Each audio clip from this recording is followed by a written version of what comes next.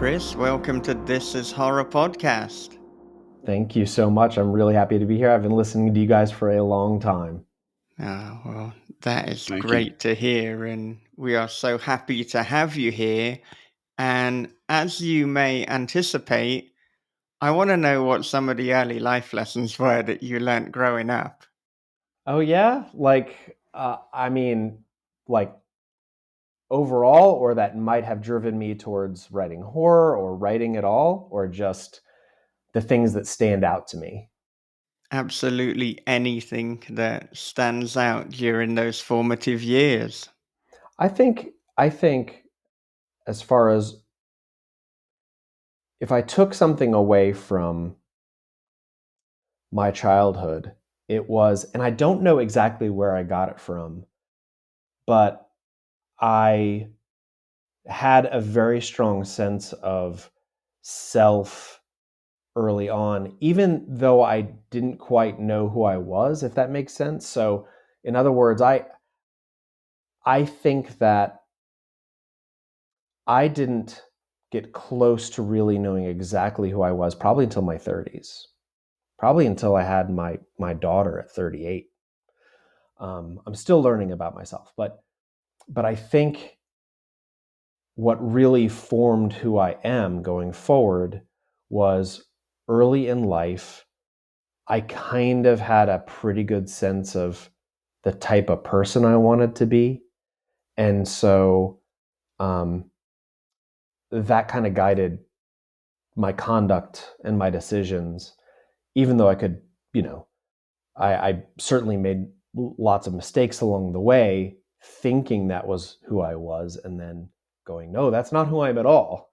Um, but always being really self-observant, I think, is, if there's one thing I could like take and put in my daughter's head, it would be self-observant. Observe yourself in the context of other people and reflect on what you're doing and the decisions you're making and how you're acting and treating others. I think that one thing can lead to a happy life. So I did not expect that we were going to go this deep or philosophical early doors, but this is the way that it's panned out. So I want to know, I mean, you said when you were growing up, you had a good sense as to who you wanted to be. So who did you want to be, or what did you want to be? And then you said that it was only really when you were 38 that you had a sense as to who you were, who you are. So who are you? Who did you want to be? And how closely do those two things align? And who would you want to be in the future? Well, I I'll tell you what, I've gone from when I was a kid, I wanted to be good at everything right away, and got very frustrated and could be a little asshole, um, if if if I wasn't good at something right away. And I had very good parents. I have very good parents. They're still alive. But the one thing I could have had, I would have, looking back, welcomed, I think, was a little more emphasis on, hey, we just we just took you to the bowling alley and you're throwing a fit because you keep throwing gutter balls. Do you practice this? Is this something that you do? Like, are you interested in this? Because if this is something that you practice at, then maybe you might expect to improve. But you're not practicing at this. Why are you throwing a fit? Like, this is just for fun. And that lesson of repetition and practice and expecting to fail, I wish I had learned that earlier. Now, I definitely learned it as I became an adult, and it was a much longer trip for me. It was both through writing and art first, with visual art first. In doing that, where I really had to learn patience, kind of like blunt force patience, because I wasn't going to get better unless I was patient and just kept working at it. So, but that lesson in about 2007, so I was 31, I decided I was really, really going to actually put a lot of time and effort into art, even though I'd always done it. And that took a lot of hours and a lot of time, but I saw the progress and I saw that you, with practice, you can't get worse, which is kind of an interesting concept if you think about it. Like people always talk about, hey, practice makes perfect, all these things. But the thing I noticed most is that what I realized was with practice, you really can't get worse. You're always going to get incrementally better. And learning that with that skill, I took that and I applied it to actual life. And just going, if I'm patient about developing better personal habits with just being more self aware and practicing being a better person whenever I can, I can actually be that person I want to be. Um, and then later when I started writing, I applied it to writing. So, I mean, patience and being self aware and trying to be observant of how you're acting, those things, man, I think they can take you very far in life if you're serious about them, you know. Yeah, I hope there's that so kind of answered your question. it does, and much like many things on This Is Horror, it spirals an infinite amount of more questions. And I mean, I know that in previous interviews you have spoken about, in terms of becoming a better writer or a successful writer, rather than having some innate skill, it is really about hours at the keyboard. So I want to talk a little bit about that, and linked into that, I'm wondering what your writing routine looks like, because I'm aware too that you are a trial attorney. So I mean that's not an easy job. That's not like your kind of shift work where you clock in and you clock out. That is going to be pretty consuming. So how are you logistically doing this? Well, things have changed over the last few years, but um, to kind of back up a little bit, I started writing late. I it's I've told this story a few times, but I still kind of like hesitate when I'm going to talk about it because I feel so out of place in some ways because I've listened to hundreds of your episodes, guys. I've listened to hundreds of others, right? And most of the time, the story when you hear another writer is, I knew from childhood, I knew this was what I was going to do. I was always a big reader. I always wrote. I knew I was going to write in some capacity, whether it was going to be professional or not, whatever, but they knew they're going to be a writer. I absolutely did not. and sometimes I feel a little bit fish out of water because I, I it caused me to have some self-doubt when I did decide I think I want to write. Um, and I really had to get kind of over a lot of, sort of a additional layer of imposter syndrome, which is, can you even build the skills and your craft that you need to the point of people wanting to read your stuff if you haven't done it your whole life, right? Now, the answer is certainly yes. But where most people have kind of had that in their history, most of the writers that you'll talk to or you hear on podcasts, boy, they've had a whole life of training, both reading and writing, and I kind of had neither. And what I mean by that is, you know, I in about 2015, I had been practicing law for about 15 years, being a trial lawyer, traveling all over the country and representing people who most of them have cancer from companies doing bad things, and 99.9% of them dying because of the type of cancer it is. And um, I was reading a lot of, I was really into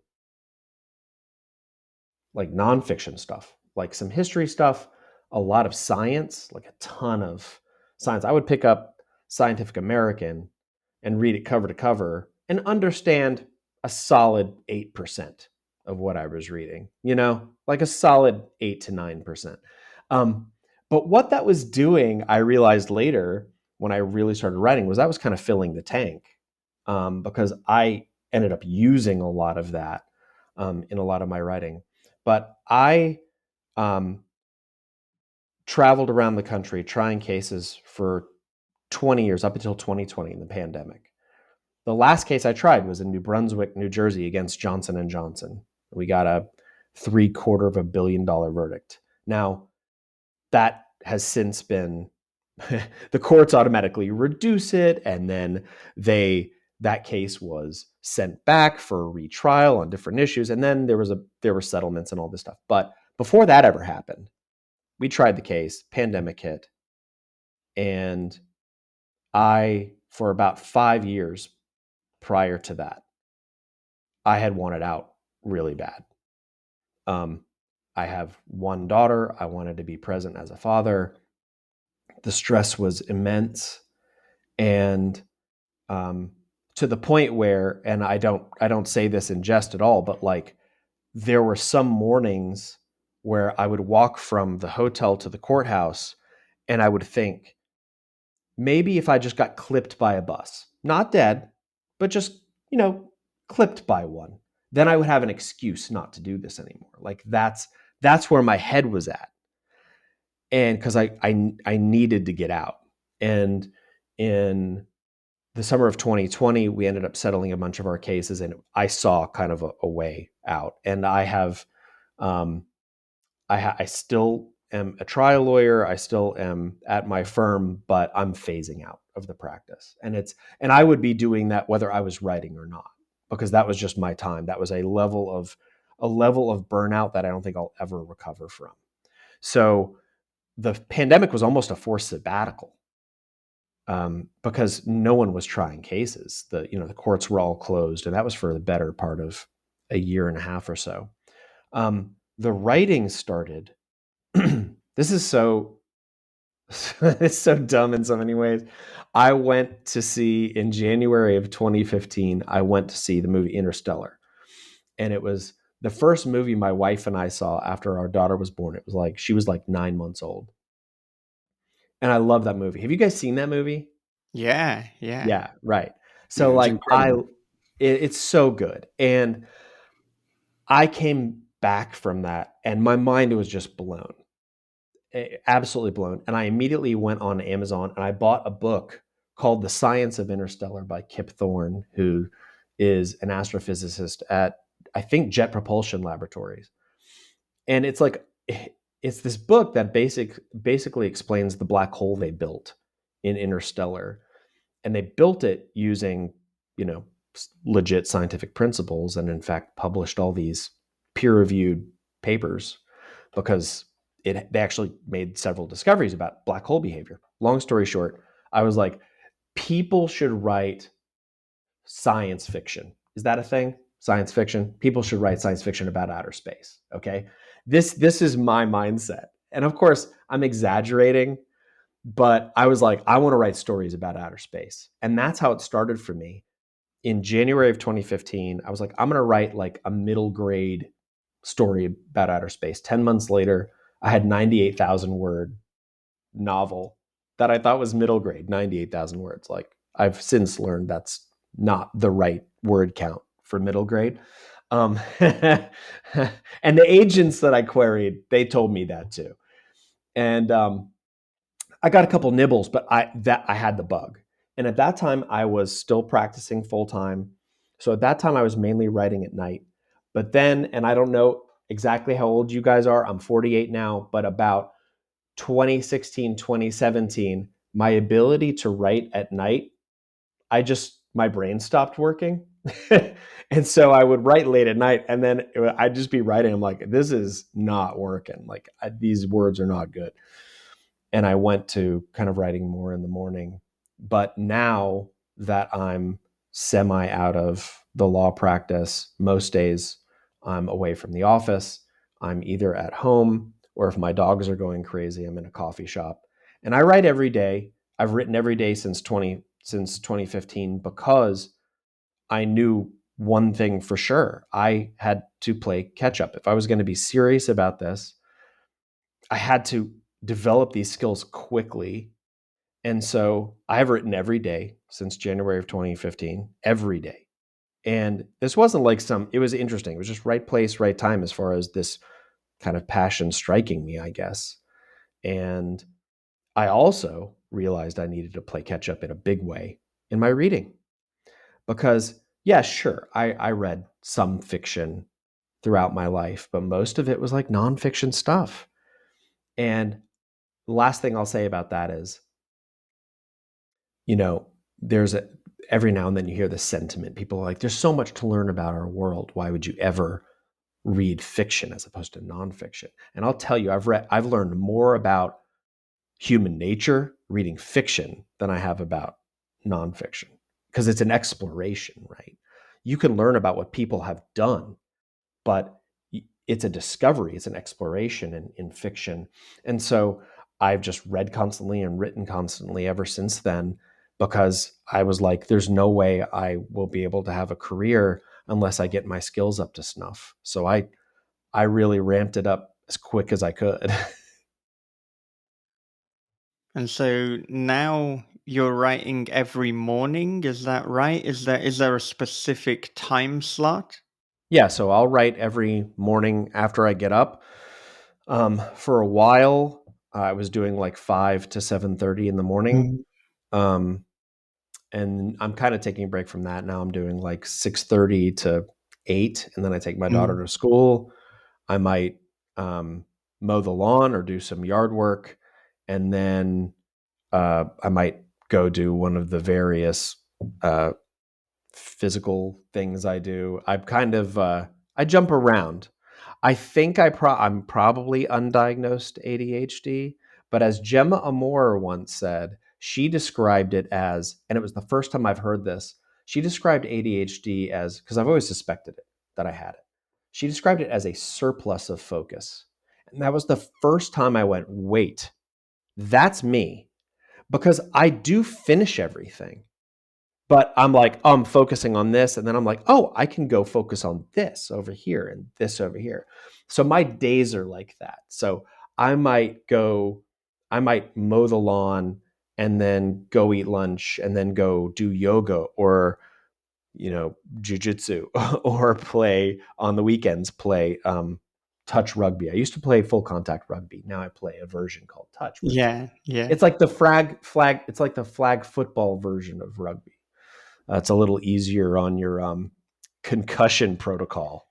And Yeah, yeah. And in then I'll terms write of throughout the day. yeah, yeah. And with the reading, is that Mhm. more an evening activity? It is. It's everything I can do to keep my eyes open. Because unlike my poor wife, like she can't sleep. My problem is I sleep. I can sleep too easily. So even during my legal career, I'd go get on a plane to have to fly somewhere. I'd have 3 or 4 hours, and I'm like, okay, I can get a lot of work done. The next thing I know, I'm waking up and the plane's landing. Um, so we have the opposite problem. So I probably read 45 minutes a night until my eyes are clicking open. You Yeah, know. yeah. And are you typically reading one book at a time? And I can imagine Bob taking that really literally, and I can see on the video. Obviously, I mean, do you have more than one book on the go at the same time? Not literally, right? Here's Stephen Graham Yeah. Jones, and here's Lolita. That would be a pretty interesting talent, to double Yeah. fist a book, right? Oh, no. Right.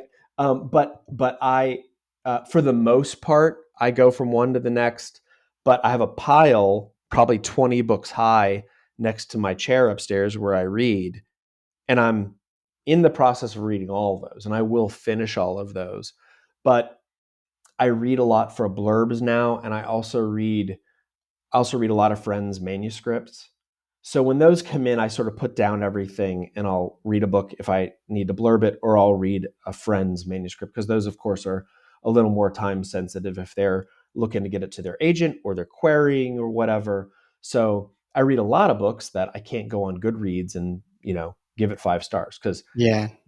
full disclosure, if you wrote a book, you deserve 5 stars. So all my ratings on Goodreads are 5 stars. So just, if you want real in depth, don't look at my reviews. Okay. And I mean, in terms of playing catch up with reading, if we forget for a moment the blurbing and the reading for friends, how do you balance reading, work that's coming out right now? Fantastic writers like Johnny Compton and Gemma Moore and V. Castro. How do you balance that with just going back to some of the classics? That's such an awesome question, because I am trying to do that. And so, like, I just finished Spite House by Johnny Compton, which was awesome. Um, so it's probably 80% more recent stuff, 20% if I had to, like, look at the bookshelf, right? Like, so I just read, I don't know, you wouldn't call it a classic, but it's an older book. It's like 20 years old. I just read uh, Come Closer by Sarah Gran, which Oh is like yeah, 20 years old. yeah. And yeah, the thumbs up, Bob. Yeah, like that book was awesome, totally awesome. So I'll sprinkle them in, and if they're smaller, it's a little easier to just punch one in there. But of course, I've been very open about this, as a matter of, I've already told you that I started later. I didn't grow up reading Stephen King. My mom did, but I was too afraid. I was totally chicken about horror stuff. The one thing I would do as a kid was I would go into the grocery store with my mom, and she would park me in front of the magazines, because that's where I wanted to be. And I would dig Fangoria up and all the movie monster magazines, and I would look through them and scare the crap out of myself, but I loved it, right? But I was scared enough that I never pulled any of her horror books off the shelf. Whereas you hear so many other writers tell the story that that's exactly what they did. I didn't. I was too scared. And so I didn't grow up reading Stephen King. I've read on writing. That's all. And in fact, I'm trying to, like, play catch up now. I have Pet Cemetery. I'm like 100 pages into that. That's one of the 20 books in the stack, right? And I also just picked up It, because Neil McRobert, like, really got on to me about not reading it. It's like his favorite, his whole favorite book in the world. And so I have that now. I literally bought that last week at a bookstore. And but it's very interesting, because I'm used to today's pacing in books. I'm not used to the pacing from the 80s and 90s. It's a totally different feel. And I read a Ghost Story by Peter Straub, around Christmas time, and again, a totally different type of pacing. It's immersive, right? I mean, you feel so much more of the world, but at the same time, you just kind of have to hunker down and plow through those, and you'll be rewarded, but it's a totally different experience. So I'm going back and dipping in and getting that. And like, I just listened to an episode about Carrie, and now I'm going to go read Carrie. I mean, I knew what happened in Carrie, but I'm going to go read Carrie and some shorter ones, and maybe I'll be able to ramp up to It, you know? That's it. If you want to get through as much Stephen King as possible, then you can take a strategic approach and you can go for things like Carrie and Joyland and the short stories, and then you're Right. adding your numbers as to how many King books you've read. But if you start with The Stand, it's like, damn, you could have read like Yeah. what, 5 Carries in that time? So Yeah. Well, and It is a monster as well, but oh yeah. but that one, I've seen, so many authors talk about that one, and it's just, and I saw the first part of the movie, like, which I loved. The first part of the more recent one, which I loved. Um, and I don't feel spoiled at all. I feel like I want to see that world now as told by him in the book, and I'm really excited about it. It's just I just need to get to it because I've got so much other stuff I have to read. It's kind of like every time I get one off my list, a new one comes in. Yeah. Yeah. Yeah. And it is interesting, yeah, because you're reading all of these books for the first time now, you're perhaps in a better position to actually really comment on the difference in terms of the structure and the pacing because for people I guess like me and Bob, we've got to almost recall, well, hang on, what was it like back then? But I guess I mean, things were a kind of slower burn, to talk in more general terms. And if we're to kind of comment on why that is, I wonder if part of it is because we're in this attention economy. We're in this position where you've got on demand TV shows and movies and Netflix and things like that. So every time you're sitting down to read a book, I mean, you're not just competing with other books, you're competing with every other sort of form of attention and entertainment. And I mean, would you think that is part of why the pacing has shifted, or do you have any other insights into that? If well, I think clearly that's one of the reasons, if not the main reason, is, and it's amazing, right? There's so much good media if you like TV and movies. It's it's not like there's 24 channels on the TV or even 200 channels, right? All those streamers are putting out like insanely good stuff. And we just finished watching Shogun. I mean, that blew our minds. Like, it was so good. And I get 1 hour a night. Like, we put our daughter to bed, we'll watch a show for an hour a night, and then I go read and go to sleep. I think that's one reason, is there's so much and attention spans are so short. I think another reason is, and it's probably a positive reason, is, you know, it's my feel that in the 80s and 90s there were a lot fewer people publishing books, a lot fewer names. Like, take horror for example, right? And it's open to a much wider audience now, I think. And so, a publisher can now go, well, I can publish this 1,400 word, word book, or I could publish seven 200 page books. This 1,400 page book versus seven from seven different people, and I can make more money that way because the cost of seven books versus one large one. And also the practical concern that now, at least over the last 4 or 5 years, paper is worth its weight in gold. Publishers don't, for the most part, unless you're Stephen King or a few others, Sarah J. Maas, some others, they don't want to spend a fortune on your book in paper. And so, that's why you see these sort of, they seem kind of arbitrary when people say, okay, if you're going to write a fantasy, don't make it longer than 130,000 words. If the sweet spot for horror is like less than 85,000. you know there are of course exceptions to that, but I think a lot of it is paper price, and also there's more people doing it. And so from the publisher's perspective, perhaps it gives them more diversity in their portfolios to what they're selling. But I mean, I'm not on their side of it, so I don't know for sure, but that's certainly something I've perceived.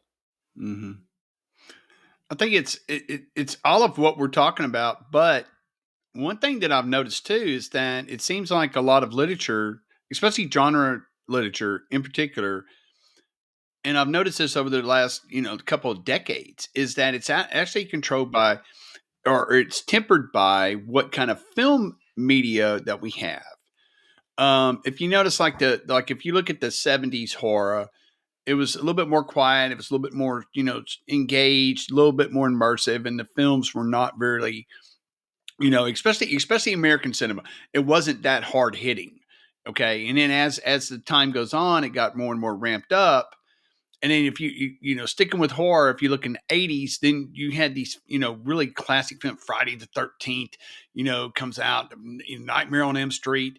And you have these groundbreaking films, which also gave rise to splatterpunk, which basically said, hey, we don't have to take, 50 pages to get going. We can get going right now. And I can still give you a character that you've never seen before, who's on the fringes of society, and say something about society at the same time. I can still have a literature approach to this, but I can give you action right now. And if you want gore, you got it. And so we've seen that. It's funny because people talk about Clive Barker being part of that splatterpunk crew, that original crew, and he was. But if you read, like, especially like Books of Blood, things like that, his writing was so high up compared to everyone else. It was like it's pure literature, you know. And you read his stories, and it's like you get this visceral sense, this gore and everything. But you could put him up against any of the greatest writers that we've ever had, and his command of language was just incredible. So, and now we have shorter stories. Novellas are making it back, and it's like, why is that? Because TV is king. Movies aren't doing what TV are doing right now, and TV is short, episodic. Um, you have limited series, you have series that go 5, 6, 7, too long. Walking Dead, too long. Just way too long, dragging it out. And so the mindset is hey, if you have a great character or something like that, let's string this guy out for 5 or 6 books, And so that's great. I like that, but to me, I think a lot of it has to go with what people are actually, what people are buying, and they're buying these movies and they're streaming and things like that. You know, when Walking Dead, Sopranos, and especially like Breaking Bad, we've seen that TV is king, and it has tempered our worldview of fiction, especially genre fiction. And I think is that a good thing or a bad thing? I don't know, but I mean, just we have to adapt, and that's where it's at. I agree with you. At the same time, I'm a big believer in the pendulum. Like I think that trends, right? Mm-hmm. That it will probably be Generation Z that revolts against the short time attention span. It will probably be them. Um, and we'll see them shove off the social media and start walking around with copies of it in the stand, because it will almost be, I say that in jest, but not totally, because it's sort of like, how we see, as you get older, you see the rediscovery of different trends from 20, 30 years ago. And I can see that it could become more of a trend to go, you know what I'm going to do? I'm going to dive into this tome and I'm going to explore this and I'm going to share this with my friends and go, wow, people used to read this. This is actually so cool. Like a short-term archaeologist. But I Mm-hmm. do I do think these things tend to be a little bit of a pendulum. And so, even now there are still some big books that come out and that demand more space just because of the story that are very successful. But certainly, I mean, like in my own writing, so far my published books have all been around, I don't know, 350 to 400 pages or so. But I did just write a novella that we're gonna see about trying to get that published somewhere, because that's just what the story called for, and it's 160 pages. But it's funny because also, you brought up Clive Barker. I read The Hellbound Heart last summer. Okay, now I know like people who actually read their whole lives have read that decades ago, but for me it was last summer, and um, it says a novel on it. And I'm like, this is not a novel. This is a novella, by today's standards. Because it's like, 150 pages or whatever. So I just thought that I just think that's funny. And the novella is a relatively new thing, at least as far as the parlance goes, and seeing it really catch on.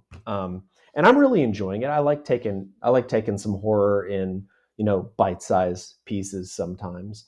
But I think the novel is essential to explore. Some things call for it. Some things call for deeper exploration or deeper characterization.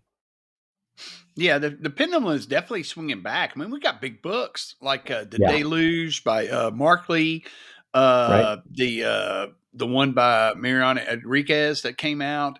We've got some really big books, and I think part of that too is like we have Dune being made into two films, and then you have young viewers go, "Where did this come from?" And they're like, "Oh wow, this guy Frank Huber, he wrote this book. Well, that's a big book, but I'm gonna give it a shot, you know." And it's not really a big book by our, especially those of us like me and Michael been reading, it's like It and things like that. It's not a big book like that, but it's thicker than what you would normally buy on a bookshelf now, and so that's bringing people back. Also, so the pendulum is swinging, and I'm all for big books, especially if the story fits it. Oh Um, yeah. I mean, shoot. I mean, Todd Keesling's, Devil's Creek is a big book, and he wrote that specifically. It's like, hey, I had a lot of story, so he goes, I knew it was going to be a book. I knew it was going to be tough to publish, but he got it done, and based, kind of inspired by Salem's Lot, and which is not really a big book, but still, yeah, the pendulum is coming back a little bit. It's going to take a while, but yay for big books. Yeah, I mean, and look, like, the proof that a story calls for a big book is where you read a giant big book and you're like, yeah, I finished that. That didn't feel like a big book. Like, a good example I think is Wanderers by Chuck Wendig. Oh I'm yeah. I'm not a fast reader, but that book, it's like 900 pages, and I just crushed that book because it was so Hmm. propulsive. And I love it when, like, you get a giant, door stopper, and it's a propulsive book, Oh and yeah. and you're like, yeah, clearly there was nothing to cut here. It all worked. So yeah, yeah. So I think it's great that we have some big fat tubs of book still accessible to us, as hot as novellas are. Hmm. Yeah, and you mentioned that you've got a novella that you're looking at shopping around at the moment with your agent. And so, I mean, in terms of your agent, in terms of your writing journey, you said you got the writing bug in 2015, but how did it go from that to getting the agent and releasing the Phlebotomist during the pandemic via Angry Robot? Yeah, so good question. So I I was one of two people that year in 2019 that got through Angry Robots Open Doors. So I didn't have an agent. In fact, so I had shelved the Phlebotomist, because the Phlebotomist, as funny as this is, everyone, look, the book's been out for 4 years. I don't want to spoil anything, but it's a book about blood, guys. Okay, like, read between the lines. Okay, um, people said vampires were over. Okay, but that was the story that was in my head. It was a dystopian. They don't like being called vampires, but these people eat blood. Okay, um, dystopian vampire story, and I had been the smartest thing I did was to educate myself about the industry. As soon as I decided I wanted to write, I went and started reading Janet Reed's blog. Rest in peace. She died a week ago, I think. And hundreds and hundreds of posts on her blog, which is still up, and aspiring writers should read it. I read 10 of those posts, because they're short, every day with my coffee, every single day. And so I had no illusions about what it would take, how hard it would be, and the work it would take to get to the point of, you know, trying to become traditionally published, and that I might never do it. And I was like, okay, fine, because I actually enjoy writing. So if that's what happens, so be it. And so, that we talked about patience earlier, I kind of was like, all right, I really like this. So even if I don't publish anything, all right, I've done something I enjoy. And I wrote the Phlebotomist. I wrote the first draft. The idea came into my head, the conceit, which was a society segregated by blood type. And the conceit came into my head one night, and 2 months later, I had probably 70,000 words. It was written. And that was the first draft, of course. And I spent the next 10 months refining it and revising and querying 80 plus agents. But guess what? Vampires in Dystopia in 2019 was over. It was over, right? Of course, now we see all these tweets like vampires are back, and like Rachel Harrison's So Thirsty is coming out, and like all these vampire books now. So again, the pendulum, right? This is the pendulum, the vampire pendulum. Zombies will do the same thing, you know. And so it was basically, I just was like, okay, I've queried like literally every agent on the planet. I had a couple nibbles. And also, to their defense, the book wasn't quite where it needed to be. But luckily, so on the last day of Angry Robots Open Doors thing, I saw a tweet from them that was like, it's the last day. You don't need an agent. And I was like, screw it. I'll send it. So I sent a query and the first 10 pages or something, or 3 chapters. And maybe 2 weeks later, they wrote and said, we'd like to look at the full. And so I sent that, and I was just like, whatever. I've had people ask for the full before, no joke. It's so funny. 3 months later, I went to trial in New Jersey. I was in trial for 3 months. I came home and I was eating my yogurt, and I opened the junk mail on my Hotmail, and there was the offer to publish The Phlebotomist in there from Angry Robots. So I very delicately dragged that from the junk mail into the regular mail, and it got published. And it was interesting. There were still several agents out there, and I was like, I need to get an agent now. So what do you do? From reading Janet Reed's blog, I understood. I was like, okay, take this offer and go to different agents. And I did. And that was such a fun piece of discovery too, because, we talked earlier about, knowing who you are. And I had several agents interested now, right? Because there was an offer, right? And one of them said, well, now that you've got an offer, why don't we take it wider? Why don't we take this to the Big Five? Because Angry Robot has Big Five distribution, but they're not a Big Five publisher. And they said, let's take this to the Big Five. And and I'm like, but you wouldn't be talking to me unless they had made me an offer. And I just felt that was wrong. And like, it's interesting. I know this is a business. I know it can be cutthroat. I know people take offers and parlay those into bigger offers. But this felt different to me. I had done a voice call, or not a voice call, a video call with Gemma Creffield, who has edited all 3 of my books, and Eleanor Teasdale, who was managing editor at the time, I think. And Gemma loved this story. Gemma was the only person who saw what it needed to become, what it ended up being, and was willing to really work with it and shape it with me. And now I've got this agent saying, well, let's pull it away from them. Let's see if we could parlay it into a better deal. So I said no to that agent. And then a few months went by. I was like, man, I know I'm a lawyer, but I'm not an entertainment lawyer. I'm not a agent. So I did some research, and eventually it looked like a fair contract. And looking back, it totally was. It was it was their straight up contract I've had since then. And I signed it to get it done, to get the actual deal done. And then after that, I ended up on the phone with another agent, who, I won't say who it was, only because they might think that this was something they wouldn't want to hear, but I thought it was pretty funny. I didn't take it as mean, but they were like, if you can get the translation rights back, then I can be justified in taking it, because I can get it translated here. I tried that, and Angry Robot said, well, you've already signed the contract, and translation rights are a hedge against a new writer. And so next book, next time. And I was like, okay, that's totally fair. So I told this agent, I said, sorry, I tried to get the translation rights back. And they were like, yeah, okay, appreciate it. And so we went our separate ways.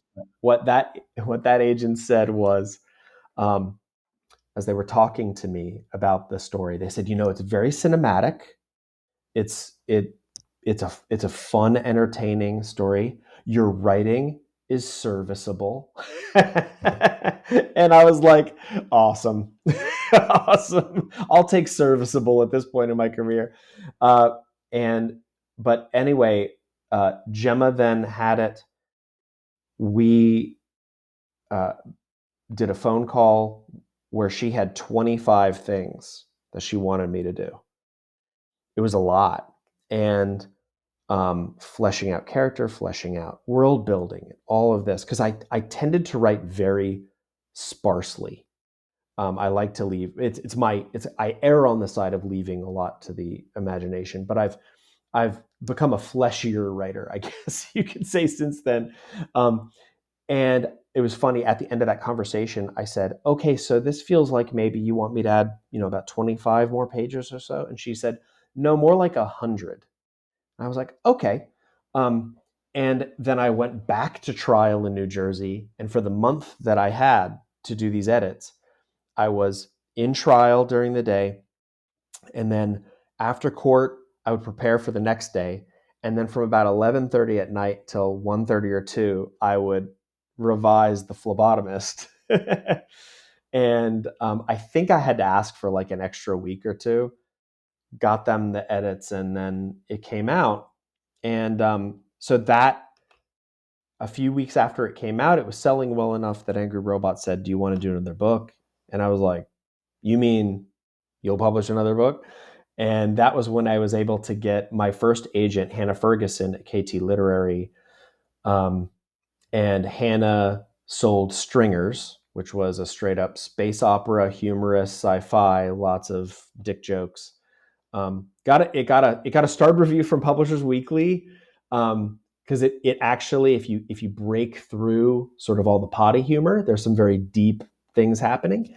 And then Hannah left agenting about, I think, 7 or 8 months later, and thank God for Sarah Megabo at KT Literary, who took me on after that, which is kind of funny. It's such a small world, because from that middle grade novel, I had queried several novels to Sarah, and she was always so nice. She was like, I'm going to pass on this, but I'll be cheering from the sidelines. Good luck, And I remember saying, when Hannah left and Sarah took over, I remember telling Sarah, I was like, man, I've been orbiting you like a thirsty little planet for years now. So this makes sense. And so Sarah has been my agent ever since. And she's fantastic. I mean, just very diligent, and has really looked out for my career. So I'm very fortunate in that respect. Yeah. Yeah. And in terms of those foreign rights, have you now had the Phlebotomist or perhaps other stories in foreign translation? So Stringers is out in the Czech Republic. In fact, I've got some copies over there. So Stringers, the US version looks like this, or the World English version looks like this. The Czech version, I'm going to get it down. You got to see it. It's hilarious. All right, here we go. For audio listeners, he's ran, Okay, I'm he's back. got the book, and here So, he is. He's back. so it's a jar of space with background of pickles, Oh, and there's a pickle poor on the inside Tremblay won't cover. like that. And then there's a giant pickle on the inside, and it's called Snorari. Oh, And look at that. they really, there is a jar of pickles. There is an inanimate jar of pickles in this book that, for all the reviewers who really liked this book, their favorite character was probably the jar of pickles. And so this publisher, they're called Host, they really understood the marketing here. So for any pickle lovers, that's the Czech Republic version. And then Phlebotomist, I don't know what efforts, if any, they put into selling that one. That one is just World English. And then Redemption of Morgan Bright so far has been sold for Polish translation. So that was a few weeks before it came out. It just came out last week. And so I'm not exactly sure when they'll release that. But so far, it will be translated into Polish. And so with Morgan Bright and with Stringers, those are the two where Angry Robot didn't take the foreign rights? That's right. So yeah, so for both Stringers and the Redemption of Morgan Bright, my agents at the time kept the foreign translation. Yeah. Yeah. I mean, people know that we love the stuff that Angry Robot are doing. They've released so many great books. They're one of the first publishers of Chuck Wendig as well. But Yep. I do find it very, very frustrating when a publisher takes rights and then they don't do anything with it. So I really hope, that they will, because that's effectively money on the table. And it also, this doesn't make a great deal of sense. It's like, well, we've got these rights that we're now not selling. It's like, so no Yeah. one's benefiting. Nobody is getting any money at that point. I don't know. I don't know a lot about the strategy for selling foreign rights, but I do. I kind of have put it together, kind of, which is, they have so much bandwidth, and the period of time that a book is going to sell its foreign rights from a traditional publishing standpoint is there's like three of these international book fairs. There's like London and Bologna and Frankfurt, and they have the books there for that year. And if they don't sell, the next year they sell the next batch. And so, yeah, I mean, the rights are available, but no one's really out there pushing them. They may have pushed them during its publication year. Who knows? I don't know. But that's what I've been able to surmise with my divining rod. I'm not I'm not on their end of it, but it seems kind of like it's a cyclical thing that whatever's coming out that year, that's what they're really hustling. Yeah, well, the good thing is that all contracts, they have an end date. I mean, I don't think you, a lawyer, is going to have given away indefinite No, foreign no, rights. So, I mean, hopefully, if they don't sell them, then when they return to you, you can get them sold via the agent. yeah, they may have already. I mean, for the phlebotomist, they may have already reverted back. Um, but again, I think I had a conversation with my agent at that on that issue at one point, and I think what she said was that year to year, they're really only interested, at least at those big fairs, they're really only interested in what's coming out because to them, they've already had a look at all the past stuff. It's just like drinking from water hose, I guess. Um, but the phlebotomist has continued to do strangely well. It just sort of steadily sells. And I've tweeted about this. I mean, the Stringers, the second book, was critically got a lot more critical sort of praise than the Phlebotomist. Phlebotomist got none. Phlebotomist is a straight up, entertaining adventure. Hopefully, it's propulsive, front to back, interesting, fun story. It's got a great hot pink cover. Um, but as that first agent said, my writing is serviceable, so nothing special. But Stringers, got a write up in the Guardian, and it got a starred review, and the Phlebotomist crushes Stringers week to week in sales, even though it's 2 years older. And man, that's just the magic of selling books. Like, who knows why? I think Phlebotomist might be a little more accessible. It's got the pretty cover.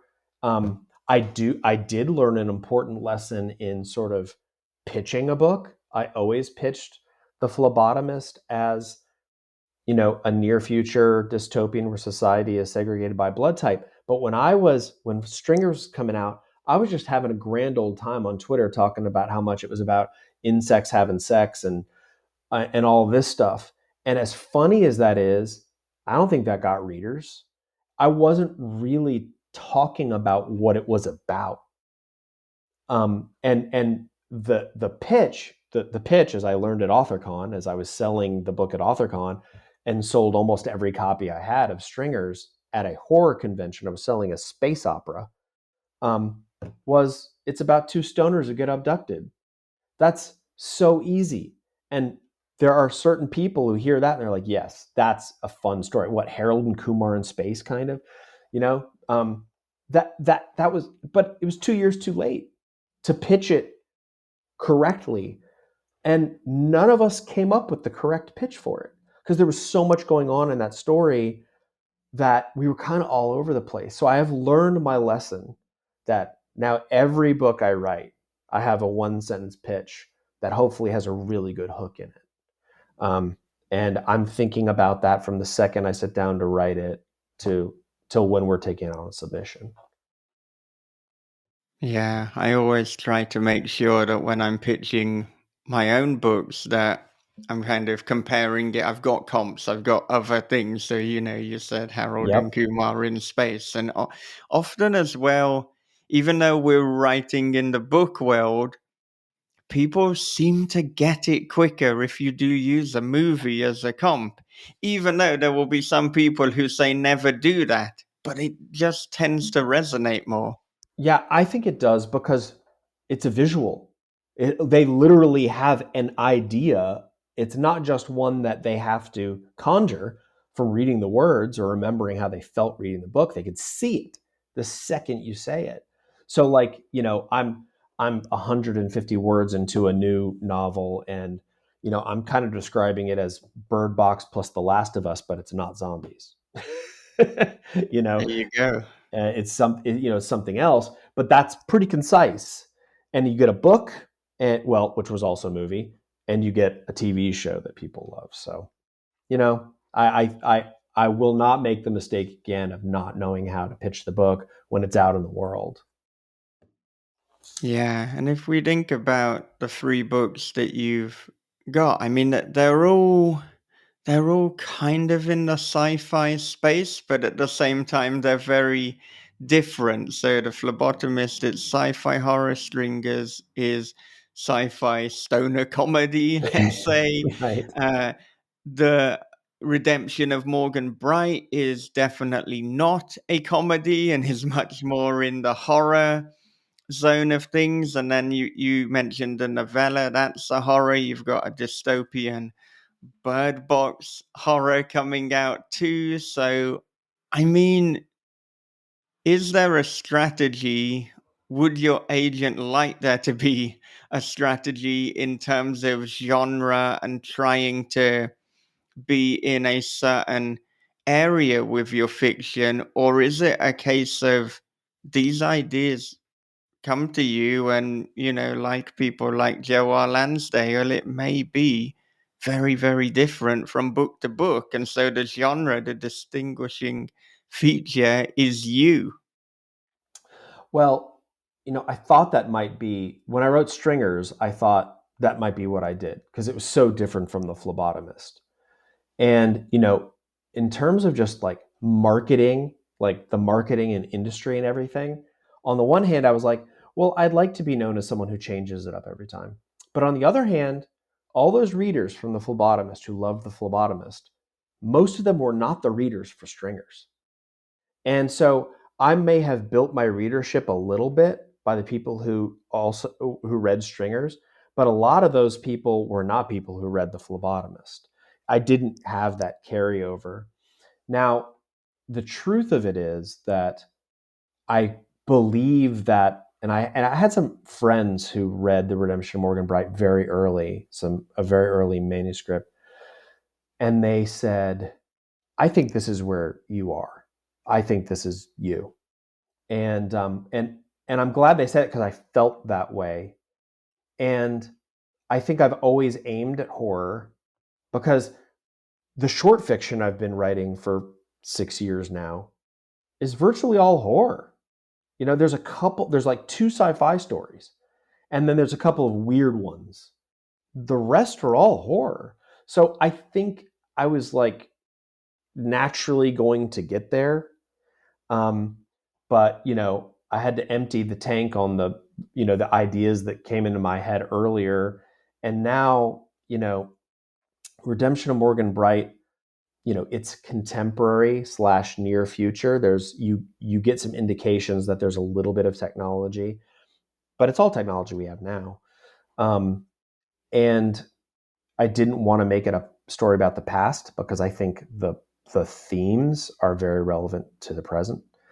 But the book we're taking on sub in the next few weeks or something, that one is a straight up, it's a haunted house story. So that one, and then there's the whatever, there's the next one, which might be the novella, which is a which is a how would I put this? See, we're talking about the pitch. This one is a dead evil carnival boss trying to resurrect his twilight fair by abducting people through porta potties. Okay. And it's called Shit Show. And it's a funny, 80s style gonzo horror story that takes place in Texas. But that's a novella, right? I'm going to try to put that with the right indie publisher. And then there's the Bird Box / Last of Us one, which would again be a full novel, propulsive, straight up horror story. So I think that's where I am now, because the 3 projects I either have finished or I'm working on are all right there.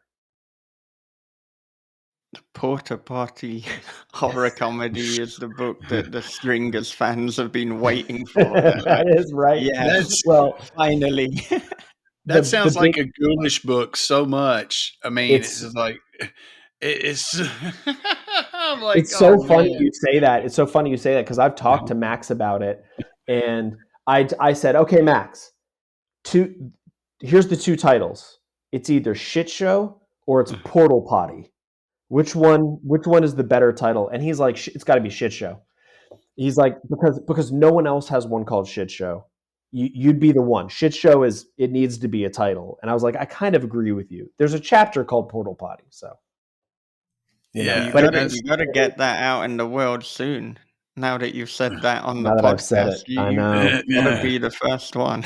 I know I got to be the first one. So, but anybody else that if there's another, imposter shit show that shows up, they'll all know where it came from.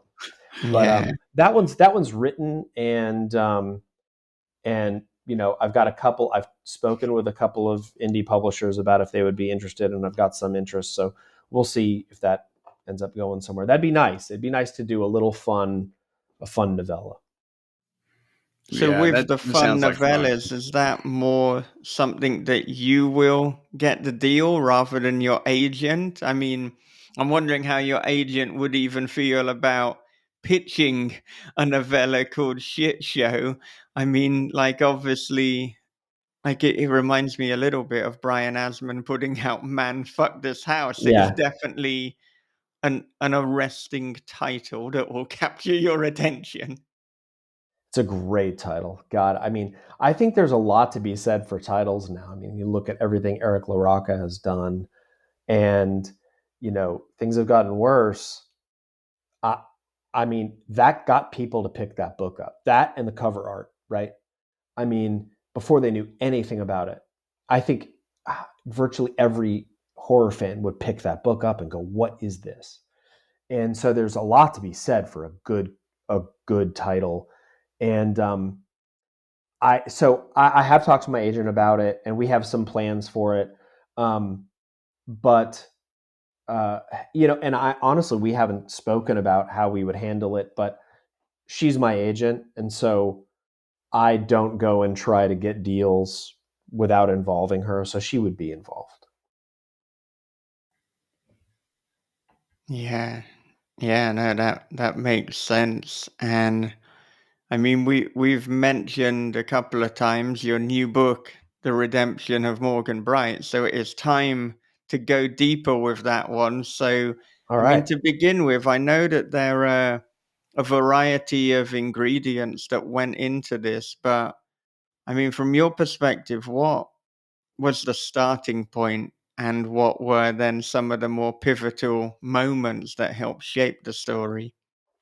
It began with uh, my daughter was in the car. She was like 4 or 5 at the time, and we were driving through um, neighborhood, and everybody nowadays around the holidays they put up these big giant blow ups in the front yard.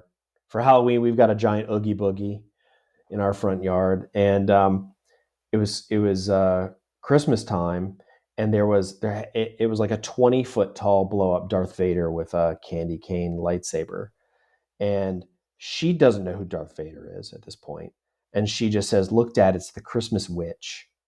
And I was like, Christmas witch? That's awesome. Like the juxtaposition of those two words is so creepy. And I was like, I got to write a story called The Christmas Witch. And I played with that idea, and I was like, how can I what would this be? And I kind of loosely came up with an asylum story that has nothing to do with the redemption of Morgan Bright. You guys are writers, you understand this, like how a nugget, you get the nugget that gets you going, and then the end story is nothing like that.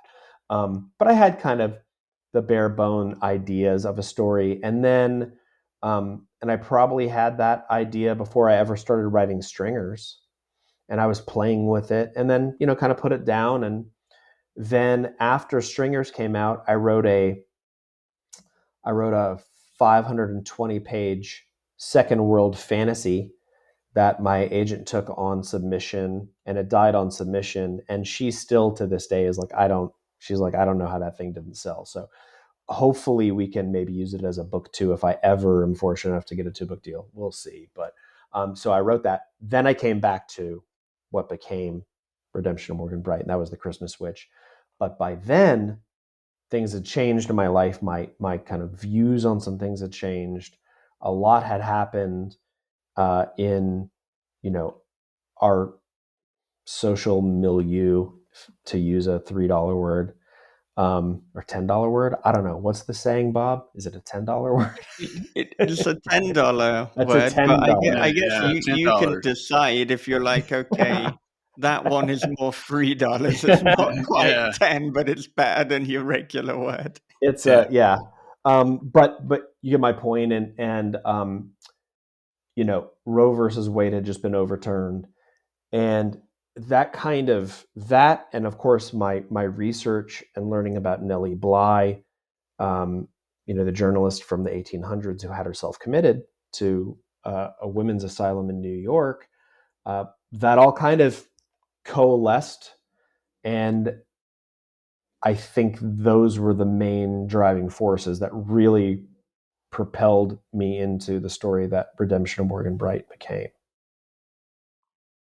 Yeah, and I think, of course, a lot of people worldwide will be aware of Roe versus Wade and that being overturned, but not everyone will be aware of the story of Nellie Bly. So I think let's talk a little bit about that.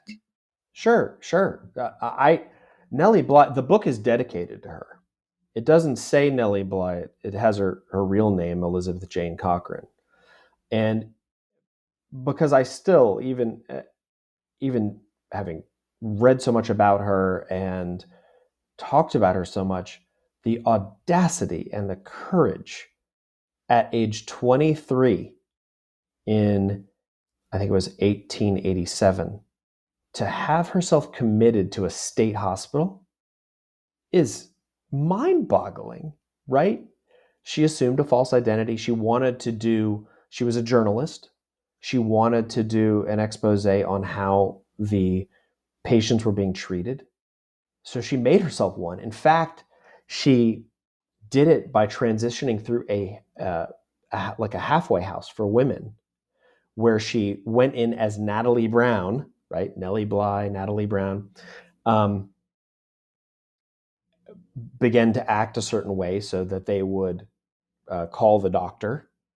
They called the doctor. The doctor said, "You are definitely demented and you should be checked into the hospital." So she got what she wanted. And she then spent 10 days there. Now, when it came time to leave, she told them the truth. She said, "I'm a journalist. I don't have any, I'm not insane," in the parlance of the time. And they said, "No, no, no, you are very insane. You just don't know it." And they tried to keep her there. And her editor had to come and get her out. And so the initial nugget of my story was, what if I had a Nellie Bly situation, but she didn't get out? And that's not exactly what Redemption of Morgan Bright became, but that was kind of what propelled me into the story. And then it took on its own, life. But after she got out, she wrote a book, be called a novella nowadays, um, called 10 Days in a Madhouse. It's all about her experience there. And I purposefully did not read all of it before I wrote The Redemption of Morgan Bright because I didn't want to accidentally lift anything from it. And my research mainly focused on the 1950s because that's the feel that I wanted Hollyhock House, the quote unquote modern asylum or modern hospital, mental health hospital, to have in this story. I wanted it to be a modern setting, but feel old. Was there ever any doubt in your mind or any back and forth as to whether to make it modern or to have it just like kind of more of the time? There, there, there was a there was a constructive conversation between myself and my editor about whether I would date it. And my editor and I, Gemma, who we've been on 3 books now together, get along very well. We have a great editing relationship. Like pretty much everything that she flags, I'm like, "Yep, you're right. You're right." There's a couple times where she on the manuscript, she was like, she literally wrote, "Bro." And I was like, "Yeah, I get it. I get it. I'll take it out, whatever it was," right? So like I understand her. And she was like, let's it's confusing. We don't know when the date is. And that was where I kind of said I don't want to date it because I think that this struggle with patients' rights and women's rights has shown itself to not have resolved until now. And it appears to be ongoing and in many cases getting far worse. And so I wanted it to feel topical into the future. If at some point we aren't concerned with those issues anymore, then fine. But so long as we are, I want anyone who reads this to be able to feel like, yeah, no, I this feels like my time now. And so that's why I didn't put a date on it. But it's certainly not in the past. And I give you enough hints in the story that even though some of the conduct feels like it's in the past, certainly, and the names, all the names are like Victorian names. Um, and a lot of the behavior connotes or conjures the 1950s. It's very clearly happening now or in the future because there's clearly technology that's being used by the detective in the story. He's streaming the investigation to these other departments, and they have cell phones and all of this stuff. So it's clearly, if you just look at the hints in the text, it's a modern story. Yeah, and there's almost a terror now because, the idea of being able to commit your spouse, it seems lunacy. It seems like something from past decades. But at the same time, so did the idea of Roe versus Wade being overturned. So there's many things that we take for granted. There's many areas where we've progressed, but I think Roe versus Wade, it changed a lot of things because now there's always the question of, but what if? It just seems that there's less certainty.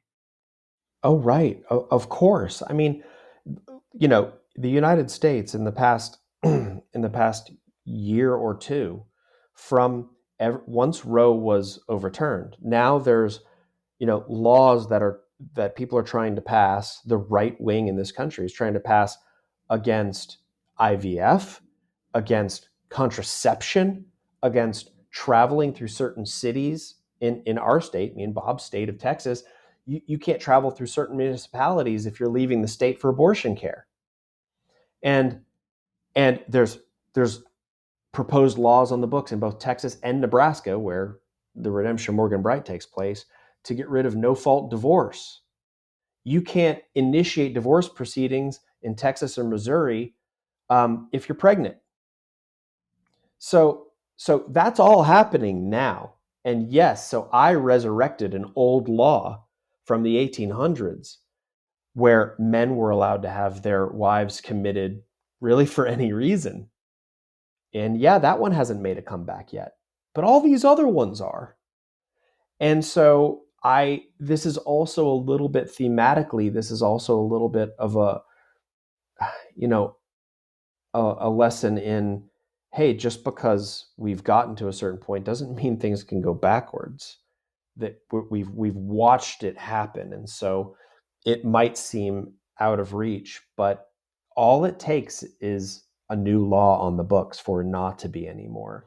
And all of that is said with the caveat of, those issues are present in the redemption of Morgan Bright, but my goal was, of course, to write a horror story, and those issues are at play, but at no point was I trying to beat anybody over the head with it. But that's the world that the story is presented in. Yeah, yeah. And another aspect that makes this very unique is you've got a possession story, but the person is being possessed by somebody who they made up. I don't think Yes. we've seen that before. Where on earth did that come from? Okay, so I love how you put it. I love that. That's exactly what it is. Um, and it was all by accident. So again, and I know you guys understand this. You set out, you create a character, you set out, you put them on their path. And at some point you're like, how did we get here? Like, I'm sitting here at the keyboard, like, why are they doing this? Why is this happening? And you didn't consciously do it, right? Your subconscious, whatever you were channeling, was working through that character, and that character did something that you didn't expect, or they demanded something that you didn't expect. And it could be a magical thing, right? You're like, oh man, like I've opened a new layer of this story or this character. And that's really what happened here, because the story is Morgan Bright assumes a false identity to have herself committed, just like Nellie Bly did. Now, for different reasons than Nellie Bly. Okay. And I had set out, in fact, the first like 50 or 60 pages, before I even introduced the detective and witness scenes. That I introduced that later. As I was just writing the prose chapters, it was Morgan playing Charlotte. And the more I had Morgan playing Charlotte, the two personalities started to fork. And I was like, wait a minute. I always wanted there to be some supernatural elements to this story. And Hollyhock House, the hospital, has some stuff going on. And that stuff is kind of talking to Charlotte, the uh, you know, the alternative identity. And she started to come alive. I did not intend for it, but when she started to come alive and to become her own person within Morgan's head, I was like, wow, this can be really, really interesting and really fascinating. And I can set these two, and I'm going to call them people, because Charlotte becomes a full person. The only problem is they're warring inside one body. And as soon as I that crystallized for me, I was like, this is the whole story. Like, it's all about identity and autonomy. And it's all about control over a person's body. And yeah, it's a possession story where the possessor was created by the possessee.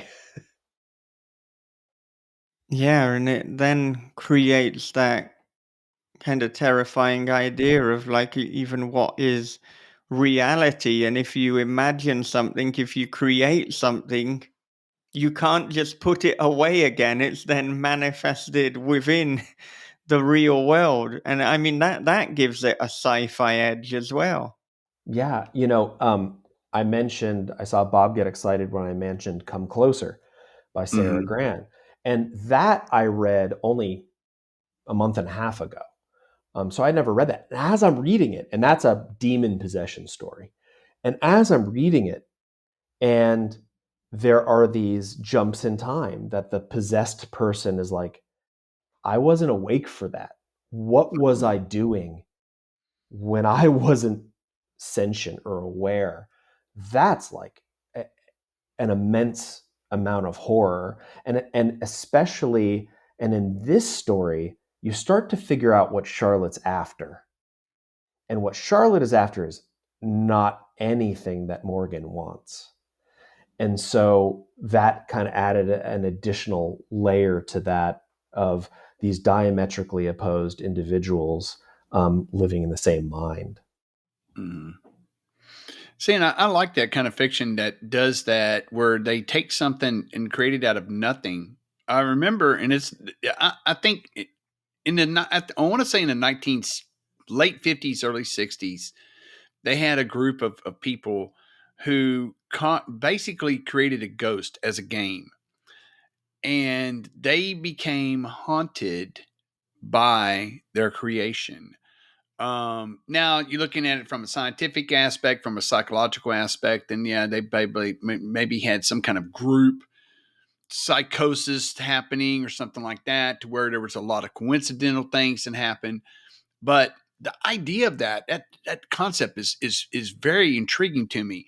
I mean, Ramsey Campbell, if I'm not mistaken, did it in Incarnate, where a group of research, basically people who were part of a research project, conjured up something from the other side, and years later it hasn't forgot about them, so. And then you take it to a more supernatural, to more paranormal aspect of it. The house, Anne River Siddons, the house next door, where this is a brand new fucking house that is haunted. It's like they built this house, and they watched it being built, and everybody who moves into this house dies. And so it's like, that's just some crazy shit. And it's just conjured out of nothing. And I love that. It's just, yes. I mean, so yeah, you definitely hit on something there. And it's amazing that it's come by accident.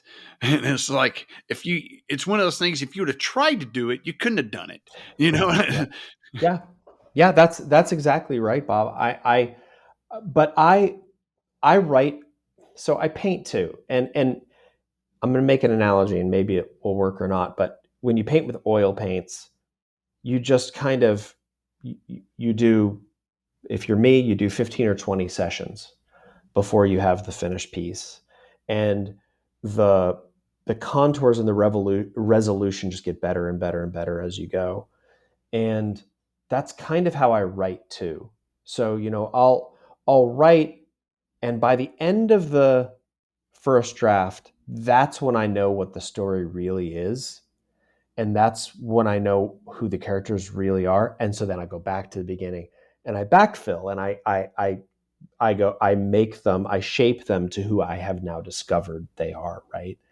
And that's a bit of a pantsing thing, I guess. And so because I'm pantsing, I get some of those happy accidents. It also means that I mentioned my 520 word second world epic fantasy thing that I wrote.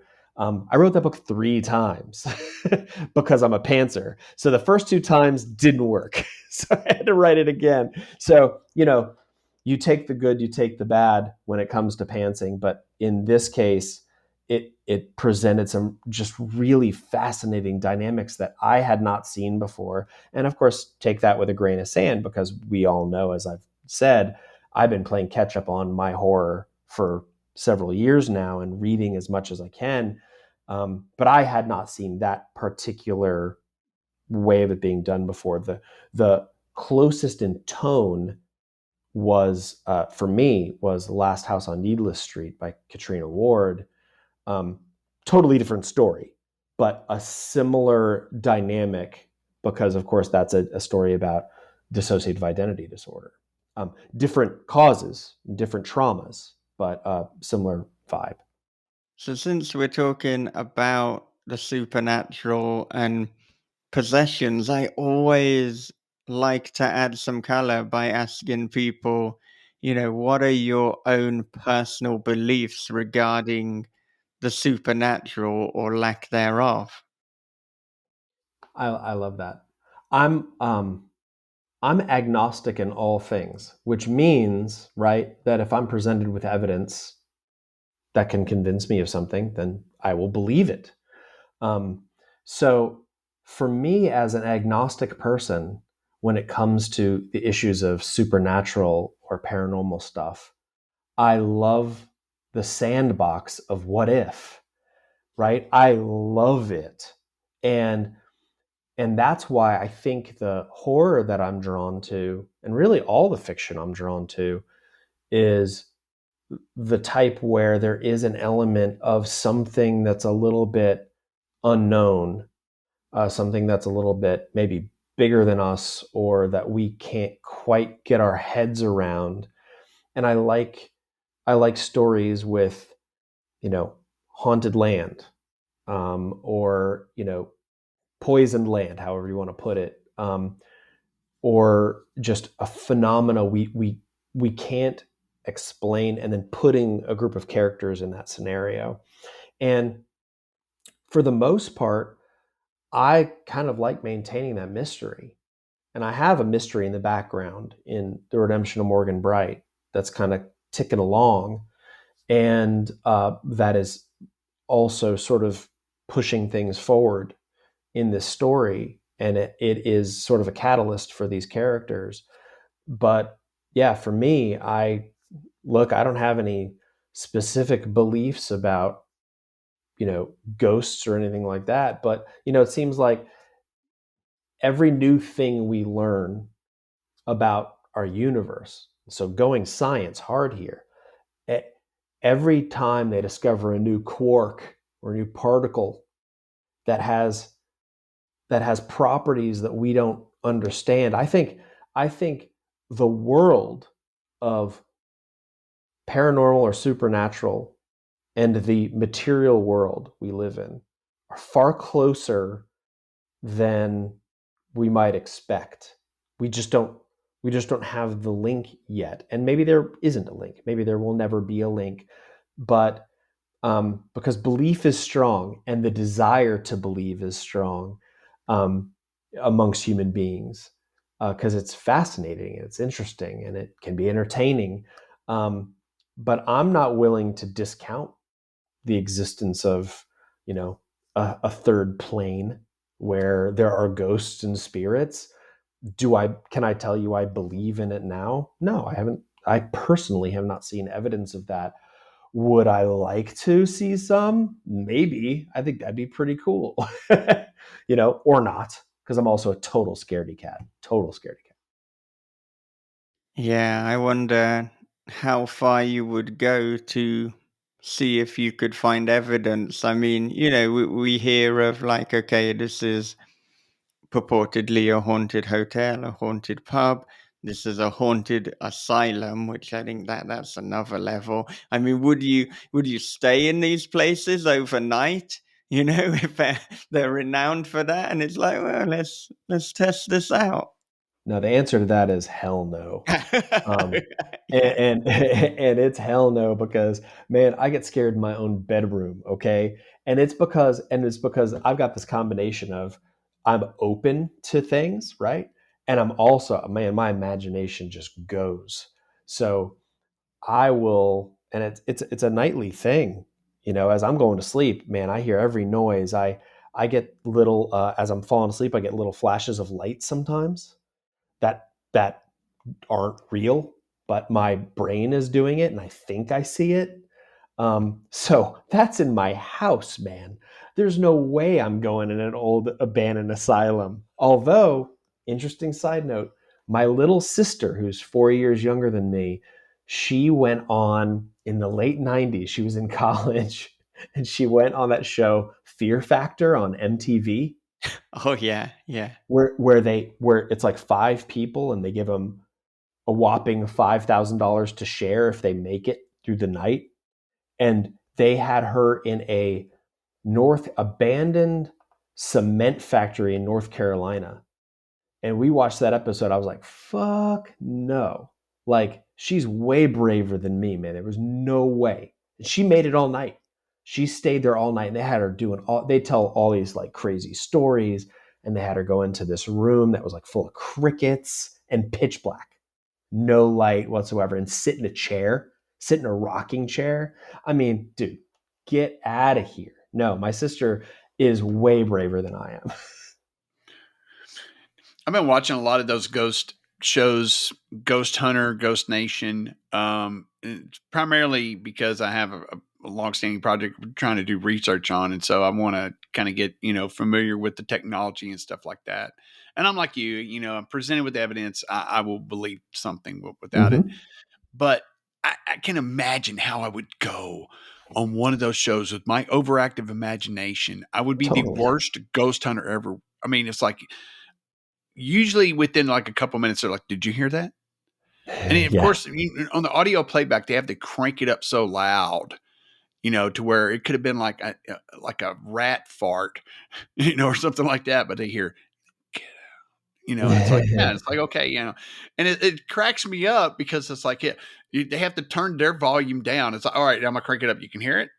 And then they say, I Uh-huh. think he's saying get out. And they're like, yeah, that's what I hear. And it's like, oh, you're suggesting it. I just want Yeah. my overactive imagination. I would ruin the whole thing. They wouldn't let me be in there. I'd be like, there's a light over there. It's an orb. You know, they're like, shh, be quiet. I hear them talking. There are ghosts upstairs. Do you hear the footsteps? Do you hear them? And I'm because my imagination would just ruin the whole thing. And they'd be like, well, Bob heard a bunch of shit that really didn't happen. It was the house settling and stuff like that. But when we got this recording of a voice that you have to crank up really loud to hear, it's like, Oh okay. yeah. Oh yeah. I'd be bursting right out the front door, envisioning whatever it is chasing me. And of course it's always an orb, right? Orbs are Yeah. big these days. Yeah. And just, I mean, to me, just one time, I'd like to see one of these things, and it's like you don't have to hear uh like you like the volume all the way up or everything like that. It's like, did you hear that? It's like, no, I didn't hear anything. You should like get out, and it's loud. It's like we don't even have to turn the volume. That's on the actual recording on the TV monitor. Yeah. So it's like that'd be crazy. Yep. And she went on Fear Factor. Wow, Yeah. that's crazy. Yeah, and that was, I mean, you probably couldn't do. They had them doing. These are like college kids. They had them doing some of the craziest shit. Like nowadays, I'm like, you guys would probably get your asses sued off for, because I think one of them, broke a wrist or sprained their wrist real bad or something because I mean, they're in a cement factory. Oh wow, Yeah, and that's there was like, crazy. I remember the thing that freaked me out the most was there was a room called the Sugar Shack. That's what this room was called. And apparently, like, I don't even know what happened in the Sugar Shack, but all these like people apparently died in there or something like that. And then like go in the sugar. I'm like the fucking Sugar Shack. There's no creepier name for a place than that. But she did That's it. that's a title of a book, The Sugar Shack. Yeah, exactly. Yeah, it is. Oh wow. I couldn't believe when you were saying that the prize money was only $5,000 split between them. Yep. I I looked it up while you were talking because, like Oh yeah. it's 50,000, so there is Oh, another zero. oh, But it's 50. Okay. but Okay. that is still that's not a lot of money. That's split between everyone. Particularly when you think now Joe Rogan has got all that sweet Oh, Spotify wait. money. Wait. I'm wrong. No, I'm wrong. It wasn't Fear Factor. It was called Fear. It was just called Fear, and it was And this on is like a MTV. spin-off of Fear Factor. I think that Fear on MTV was before Fear. Okay, so it ran from 2000 to 2002. It was just 2 seasons on MTV. That is crazy. Yep. Yeah, So who knows? But yeah, I think it spawned the whole thing because the Joe Rogan's Fear mm, Factor wasn't just mainly people eating bugs and gunk and shit. I I mean I can't say that like I'm a Fear Factor connoisseur, but I No, mean neither that am that I. that sounds about the level of what Joe Rogan was presenting at the time. Yeah, That so I'm that glad I remembered the right name. It's called Fear. Yeah, no, they each collect $5,000, but in the pilot episode they only got $3,000, so they got another 2,000 per Oh my person god. after good. that. Oh. Oh my So And god. it's see, and that all came out about the time that I wasn't watching TV because that was like the reality TV explosion, and it just wasn't my thing. I just I knew better, and of course, now we've seen the truth that it's scripted. They're gonna create Yeah. drama, and I'm like, there's no way they're just gonna throw cameras on people and have this much drama on a show with people who could just fucking leave. They could just, I'm done, I'm out.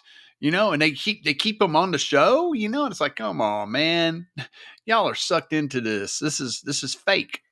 I'll tell you that though is the big challenge when you're writing horror, right? You're going to do a haunted house.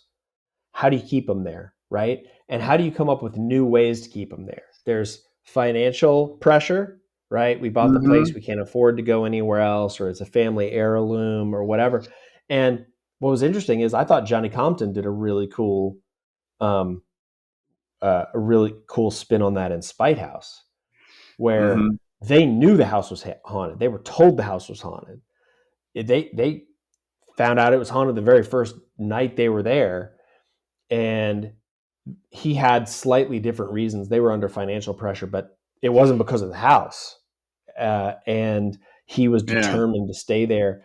I thought that was super interesting. I actually talked to him about it last week. I saw him last week. I asked some follow up questions about the Spite House. I had some follow up questions, and I liked his answers because and it comes down to this. No spoilers. It comes down to he gave you enough to answer any questions you might have, but didn't spoon feed you, which I love.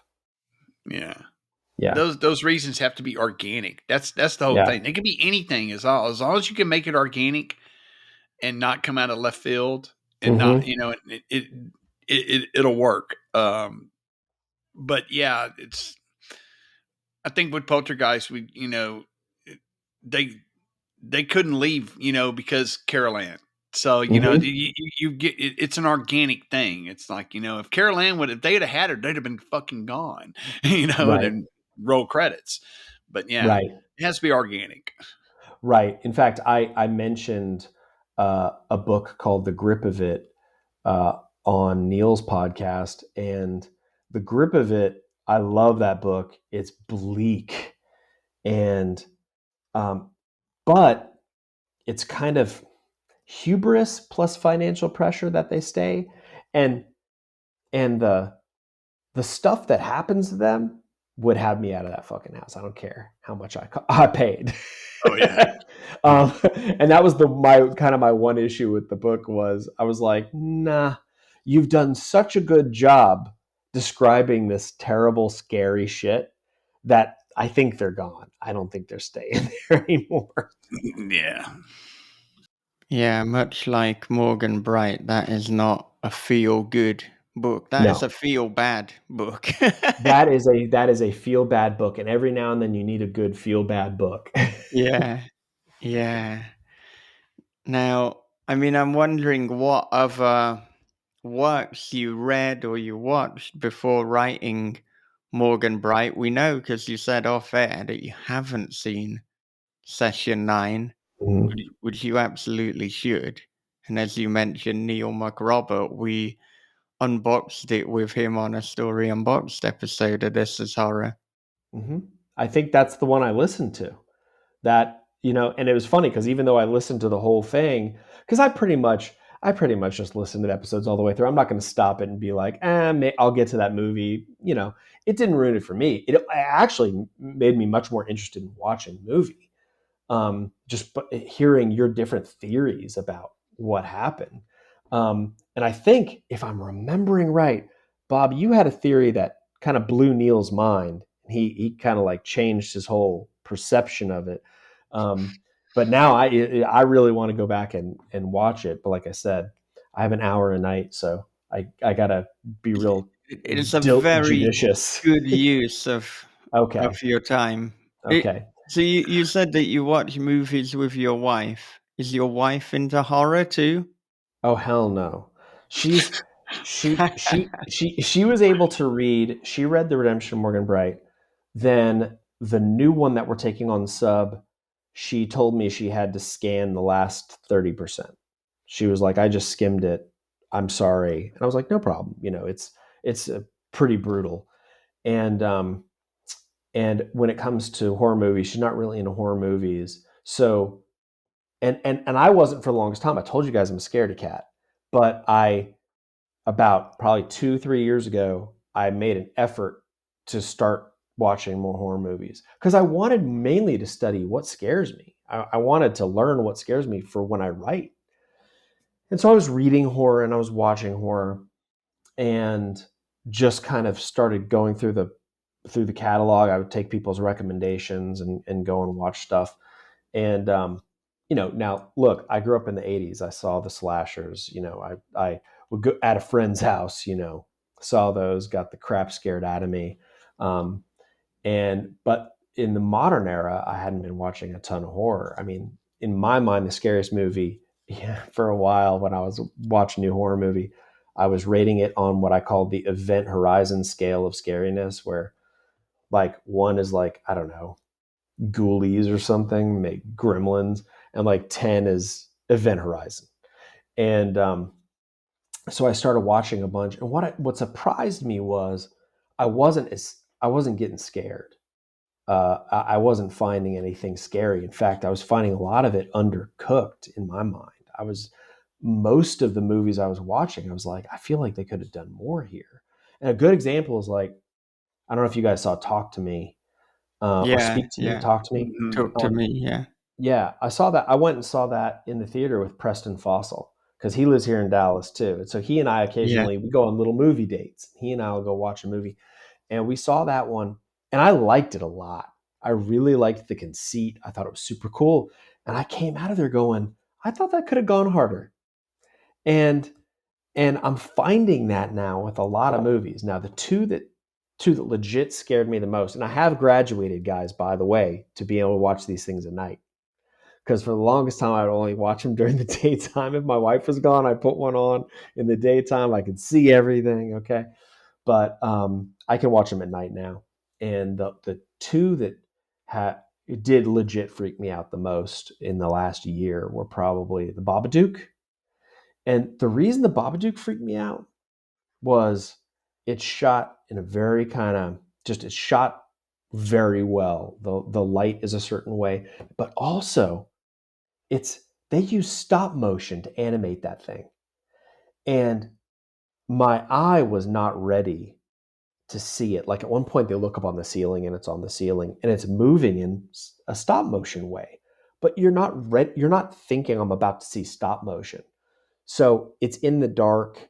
It's really well done. And the way it's moving, I'm like, oh my God, that just utterly wigged me out. And it's a mom and her little boy. And so Babadook was scary. and then Lake Mungo. I don't know if you guys have seen Lake Mungo. Oh yeah, yeah. Yeah, Yeah. I yeah, mean, I saw it very close to when it first came out. Right. Yeah, I yeah. need to rewatch it. Lake Mungo is the reason I think Lake Mungo is so special is because it's the only movie I can remember seeing where there's a jump scare that you see coming. You see it.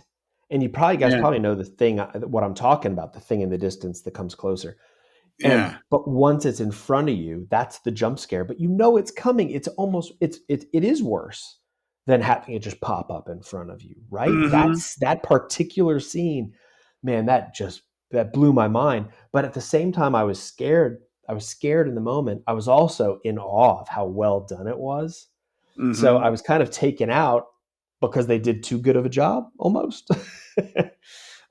So yeah, I mean, I have been trying to fill my sort of bank on here's what scares me, here's what creeps me out, here's what is I find unsettling.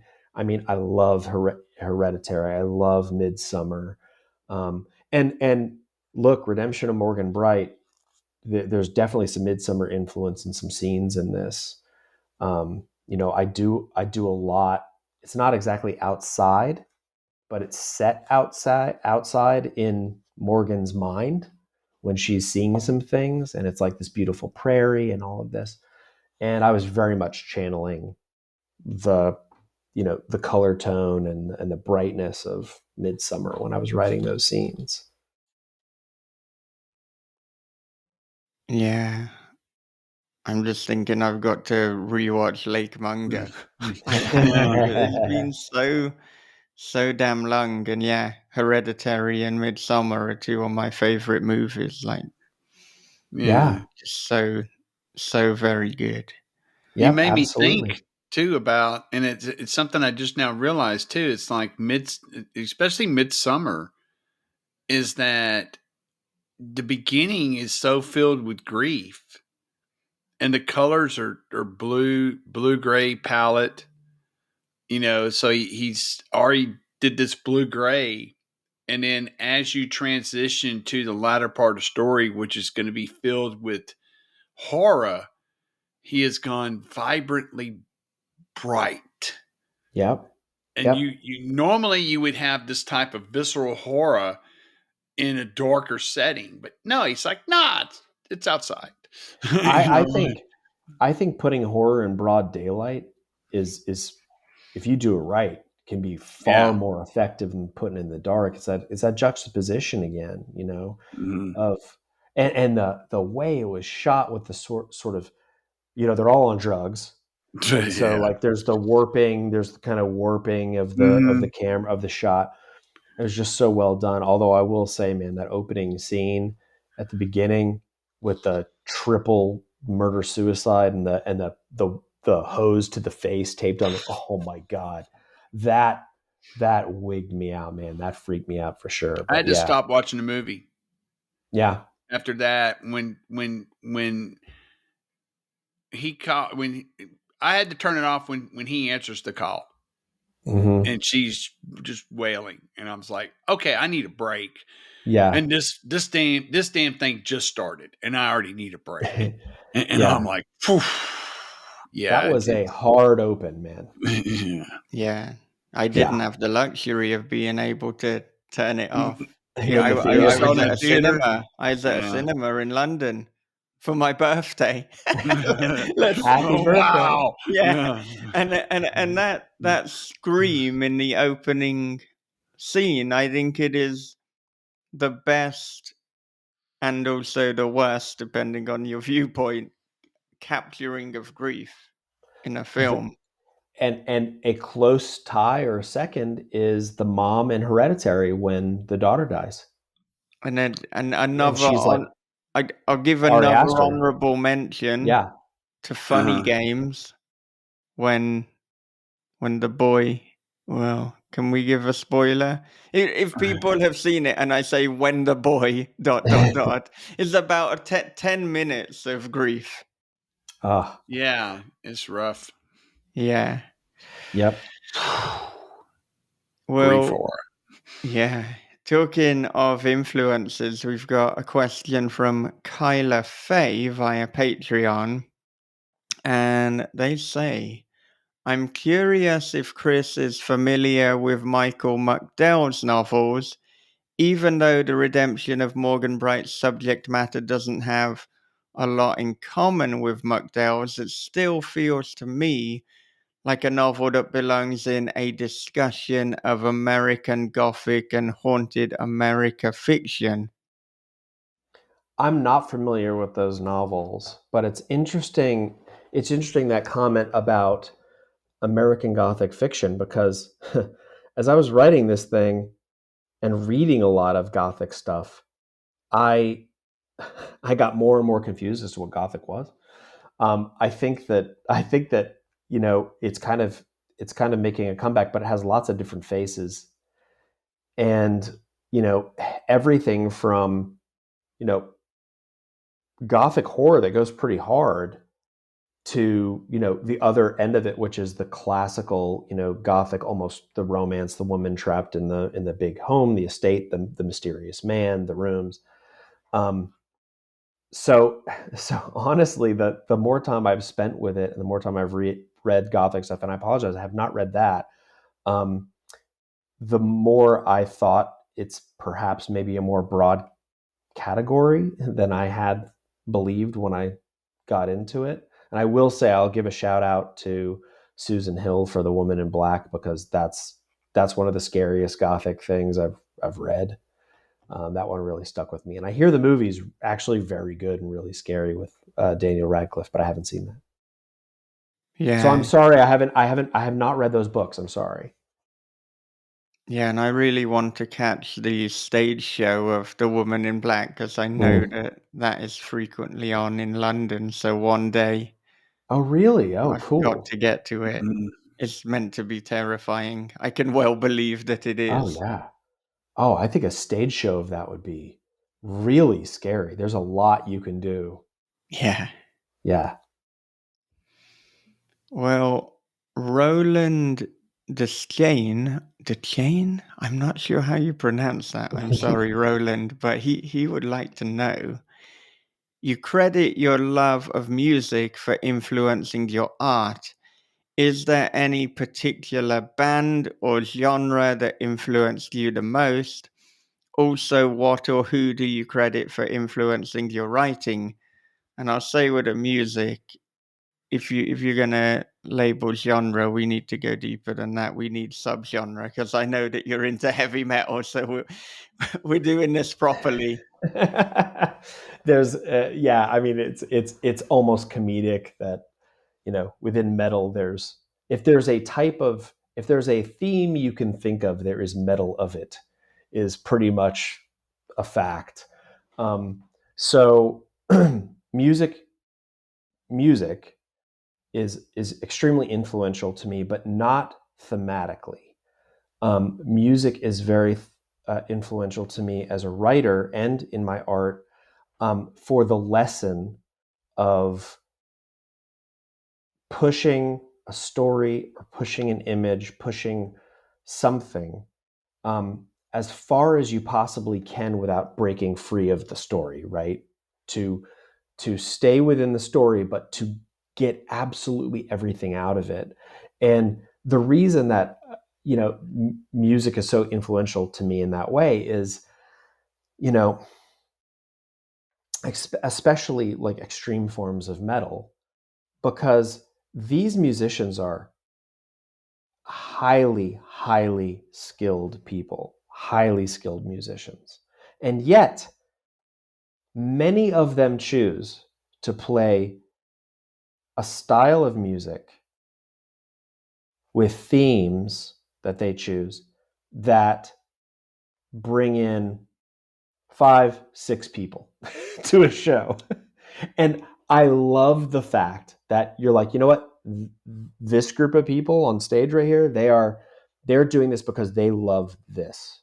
And they're doing it how they want to do it. They've created something that is important to them, and whether or not it draws fans. And I love that idea of, hey, I'm going to create for creation's sake. and make this thing exactly how I want to make it. So I draw a lot of inspiration from that. And when you talk about bands slash subgenres, I would say that, I listen to all kinds of music, but my favorite certainly is metal, and not not so much what a lot of people think of as metal, not really glam rock, although glam had its moment. Um, I listen to a lot of very obscure stuff. I'm very hipster about it. I knew about them before you did. Um, not really, but like one of my favorite long time bands. They've gotten pretty big actually. Is called Mastodon.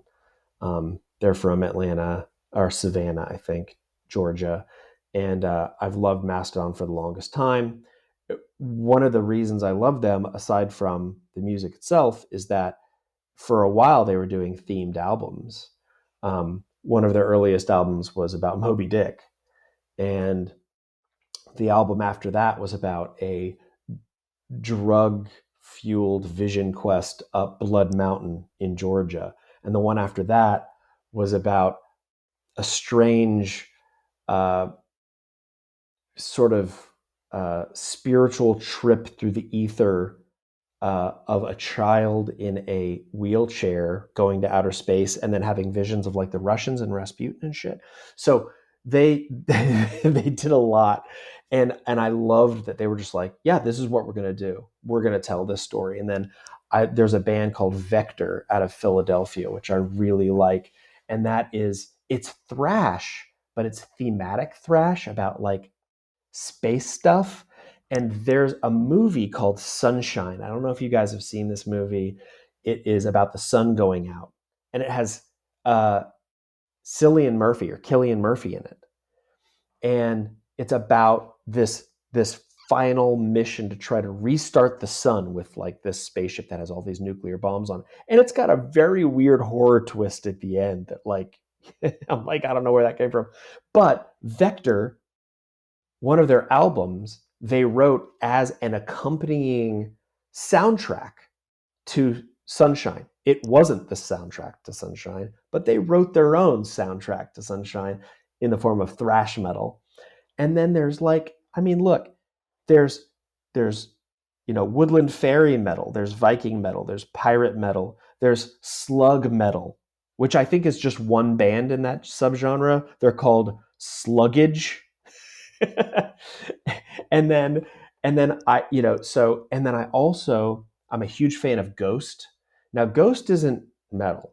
It's kind of 80s style arena rock, to be honest, with this satanic bent and these glorious, gorgeous songs.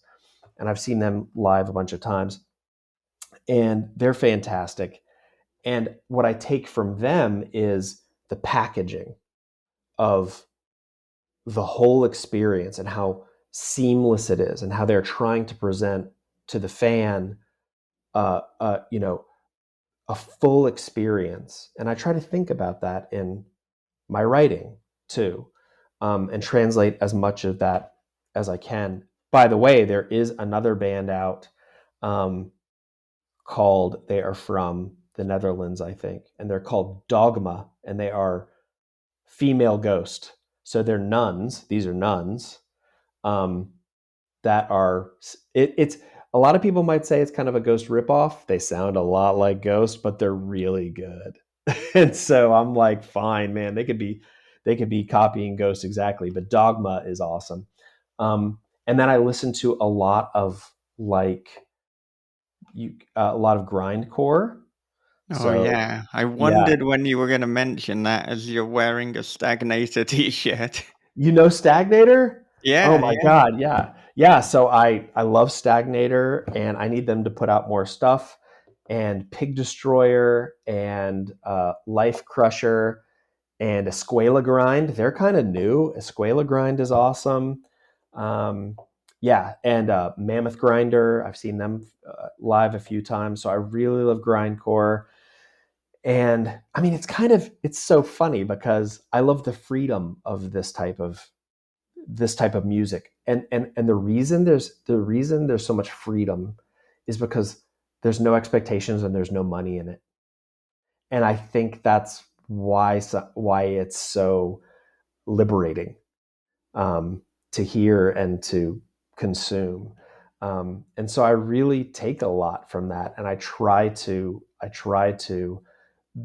write in a way that it is, as I try to release all the tension before I write. I don't want the story to feel too tight. I want it to flow along while being pretty structured. Like redemption is layered, and I actually, even though I pantsed it, eventually I made myself an outline of just the chapters of, here's a prose chapter, a text chapter, a transcript chapter, or a historical document chapter, and I put them all in order in a way that I thought would work best. So yeah, I mean, you have to do some surgery to get it exactly how you want it. Um, but I try to make it feel like you're not reading when you're reading it, hopefully. Yeah, and since you mentioned Mastodon, I've been listening to them for absolutely years. I think, Mm-hmm. around the time that Leviathan came Yeah. out. But are you familiar with Killer Be Killed? Because Yeah. they are such a good Mm-hmm. band, and I think Reluctant Hero is one of the most perfect albums I've heard. And me and John Crinan, who I know is a mutual Yeah. friend, we are always Mm-hmm. referencing Killer Be Killed and Reluctant Hero. I thought Killer Be Killed is actually one of the few kind of super bands, right? Because it's several people Yeah, from different bands, yeah, including Troy Sanders from Mastodon. yeah, yeah, yeah. That that is actually really good. I know. Right. You Yeah, know, yeah. Yeah. So many, they put them together and it doesn't quite work. yeah, But it doesn't you work. put Killer Be Killed together and you reach divine heights. It's like, what is this magic? See, Yeah. I need to dip back into them because when they first came out, I was spinning it, and then it's kind of fallen off because there's so much. It's kind of fallen off, so I need to jump back in Yeah. there. Like I feel that the first album is good, the self-titled one, but the level, the jump on Reluctant Hero is just sublime. I I mean, it definitely is gotta. so good. Yeah, It's I so have good. both of them. I need to listen to the second one more because I really like the first album, and it's weird because you have these bands that really they're metal, but they're not all the same type of metal, and you would have never thought that Troy Sanders and Max Cavalera would be in a band together, Uh-huh. and actually singing lyrics together, alternating, and it works, and it's like because we got Max who's from Sepultura, Soulfly, uh, and it's just like this shouldn't work. It just shouldn't fucking work, but it does. It's amazing. Yep. Yeah. Yeah. Well, I just added that album to my like next up. So now I'll make sure not to miss it because I've only listened to the first one. So Yeah, now you guys have given me a little gift here because yeah, you'll listen to stuff and then you'll be reminded, oh my God, where was I with that? Like there's a British metal band called Silosis I really like. Um, and they're super super tight and very riffy, and I really really like them. And there's actually another super band called Borknager, and it has members of several different bands, including like Dimmu Borgir and stuff. And um, that's another thing I love about metal, by the way, is that these grown men rename themselves. Yeah. And in fact, the best singer from Dimmu Borgir and Borknager is ACS Vortex. That's his name. Yeah. ACS Vortex, right? And I'm like this grown man. He's probably my age. He's probably in his 40s or even early 50s. He's ACS Vortex. I I want to have a cool name like that. Maybe I need to do a pseudonym or something. it reminds me of Al Jurgensen with Ministry calling himself Pan Hermes and stuff like that. It's like who in the hell? It's like he has like a whole paragraph of AKA. Al Jurgensen, Yeah. aka Pan Hermes, Lux Lagerter, and all these. It's like, what the fuck? Yep. They that most metal musicians and singers have a pretty well defined sense of humor. Yeah. Well, this has been so much fun chatting with you and getting to know you over the course of these past 2 hours, and we certainly got to do it again. And you've got a lot of good things coming by the sound of it, so we Cross absolutely, fingers, cross fingers. yeah, yeah. But where can our listeners and viewers connect with you? Well, I'm I'm not hard to find. I My website is chrispanatier.com. I'm on Twitter at Chris J Panatier. I'm on Instagram at Chris Panatier. Um, Look, I love talking about reading and writing and art and all that stuff. So I'll carry on a conversation anytime anyone wants to have one, anytime. So I'm super easy to find. All right. Do you have any final thoughts to leave our listeners with? Well, I do. First of all, I want to thank you guys again. I told you I've been listening to you guys for a long time. I've learned a ton. I've learned a ton from your podcast. It's I know it's like you guys are in your rooms and you're just like it's kind of solitary and then you're like talking to somebody and then you have to edit it and put it out and all of that. Your work is very, very valued by so many people and me especially. So I really appreciate actually being a part of this. It's very, very cool. Um, just having listened to you guys for so long. So just thank you so much for having me. Well, Well, thank thank you. you. This has been an Yes. absolute pleasure. Yeah, Yes. for sure.